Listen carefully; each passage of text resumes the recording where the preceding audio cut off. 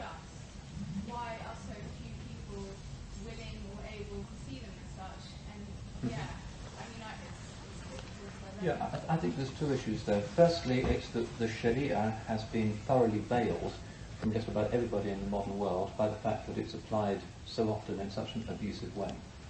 You look at the procedures in these trials in Nigeria, for instance, and it's really hair-raising when you consider how a Sharia court should be operating and in what kind of framework and what rules for witnesses there are and how many differences of opinions there are. They just don't follow the rules.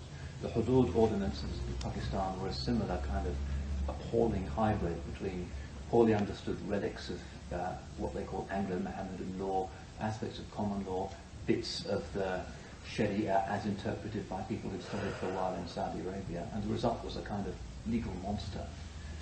People see that, that's all they see, and of course they're repelled by it. So part of the problem is our problem.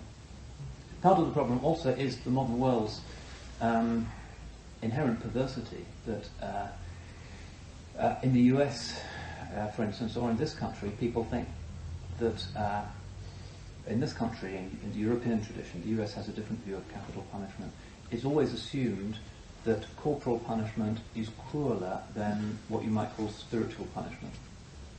That it's fine to send somebody to strange ways for 5 years to be locked up with a bunch of rapists and criminals and to emerge profoundly transformed by those people. That's all right, even a young person. But any kind of corporal punishment is absolutely outrageous. And that's a materialistic definition of what a punishment should be. If you hurt somebody physically, that must be more barbarous than to hurt them spiritually. And we would just disagree with that. Particularly since the way in which prison affects and punishes people differs gigantically from person to person. A very vulnerable young person who's been sent to prison for 5 years may well never recover from the experience.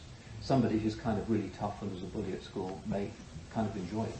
So there's something inherently unjust about preferring spiritual to corporal punishments. Having said that, I'm not a supporter of the uncritical reapplication of the Hudud legislation in modern conditions, because I can't see anywhere where the preconditions for that as set forth in the classical text exist. You have to defend them, but by pointing out that they are interpreted in many different ways, and many of the ulama, most of those I've studied with, do not defend their application in the modern jurisdiction because there's certain technical rules that simply can't be satisfied. So, but what's very important is that people's interest in Islam is not short-circuited by certain spectacular issues.